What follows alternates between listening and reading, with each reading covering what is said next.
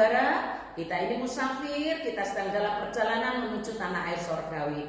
Pastikan saudara benar-benar mempercayai Allah dengan menaati firman-Nya. Dunia ini bukan rumah rujukan.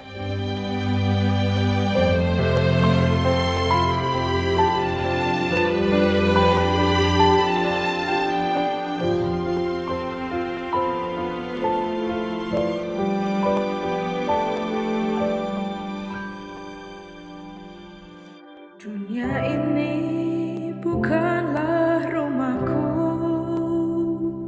semua yang ada hanya sementara. Tak ada satupun yang dapat ku bawa saat ku kembali padanya. Ku sadari singkat hidup ini seperti embun pagi yang datang dan pergi. Selama ku hidup, senangkan hatimu, ku yakin kembali padamu. Janjimu kan membawaku, di mana kau ada, aku pun berada.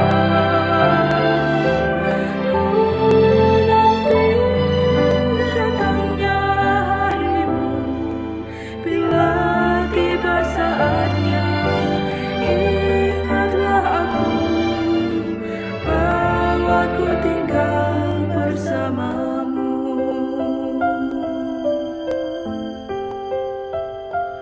Ku sadari singkat hidup ini seperti embun pagi yang datang dan pergi. Selama ku hidup, senangkan hatimu, ku yakin kembali padamu. Janjimu kan membawaku, di mana kau ada, aku pun berada. Ku nanti datangnya harimu, bila tiba saatnya, ingatlah aku, bahwa ku tinggal bersamamu.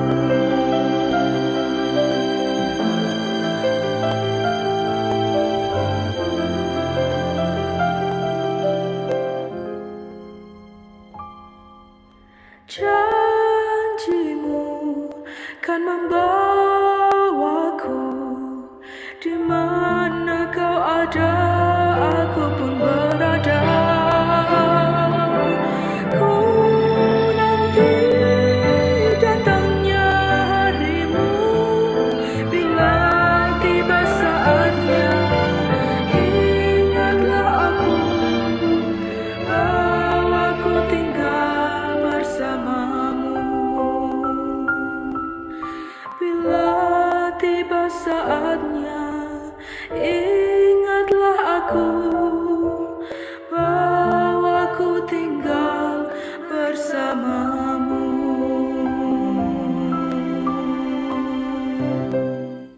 Tuhan memberikan kita bilangan ini supaya kita masih hidup saat ini dan juga sedang dalam perjalanan menuju tanah air sorgawi. Mengerti dua hal. Yang pertama, saudara, ternyata begitu banyak di antara anggota-anggota dalam rombongan seperjalanan itu yang tidak sampai pada tujuan, baik itu perorangan maupun itu secara berkelompok. Tuhan tidak menutup-nutupi keadaan ini. Tuhan tidak membuat kabur. Semuanya dibuka terang benderang. Lalu yang kedua, dalam perjalanan ini Tuhan telah memberikan berkat-Nya, kemahahadiran-Nya, serta berlimpahnya kebaikan-kebaikan yang Allah berikan. Namun ternyata bagi mereka yang gagal meneruskan perjalanan atau terhenti karena kematian akibat pemberontakan kepada Allah, ternyata mereka ini tidak dapat menikmati berkat Allah itu, tidak dapat menikmati kemahahadirannya. Mereka hanya menikmati kebaikan Allah.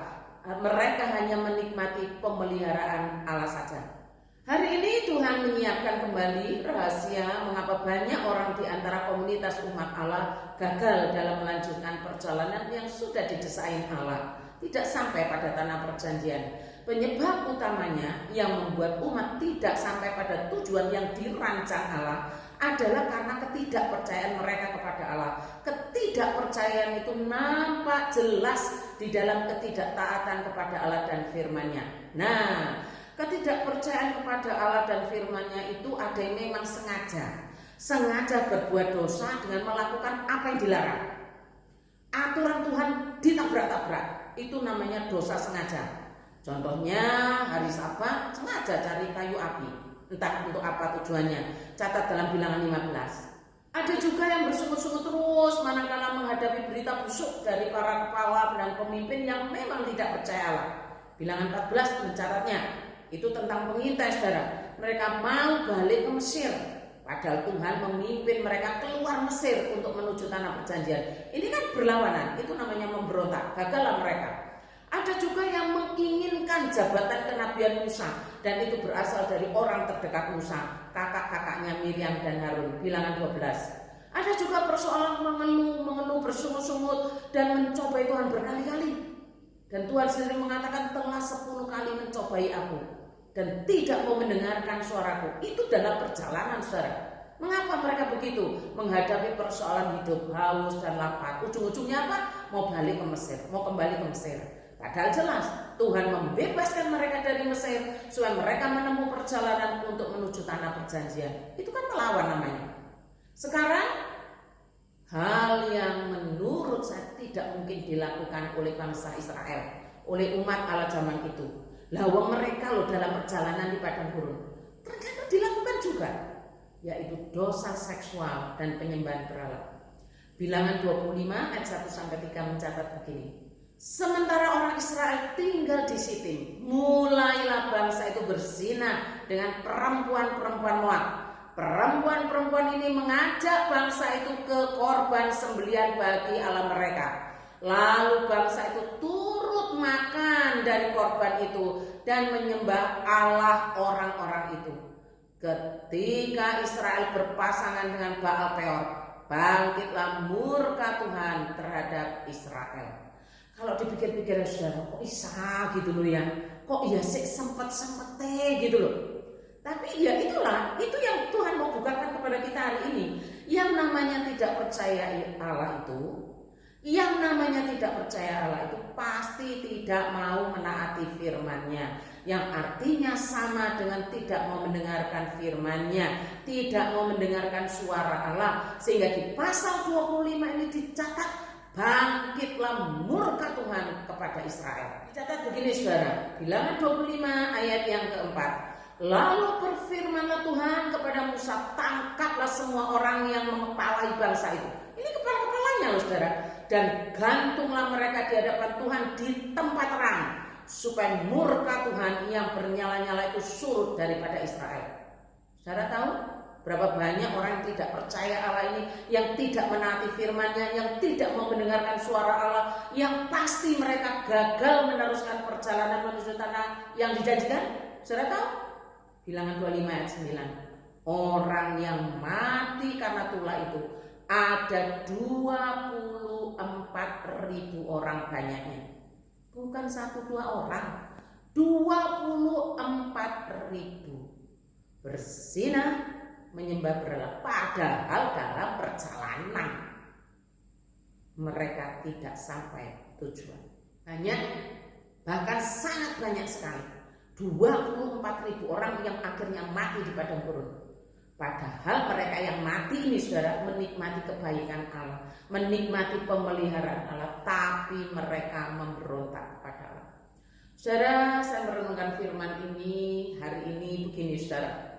Saya berkata kepada Tuhan, Tuhan, hamba yakin bahwa keselamatan itu anugerah yang berasal daripada-Mu, yang Kau berikan melalui iman kepada Tuhan Yesus Kristus. Hamba tidak ragu mengenai firman itu.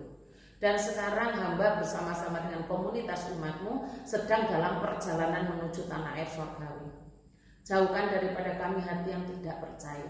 Jauhkan daripada kami hati yang memberontak. Jauhkan daripada kami hati yang tidak taat.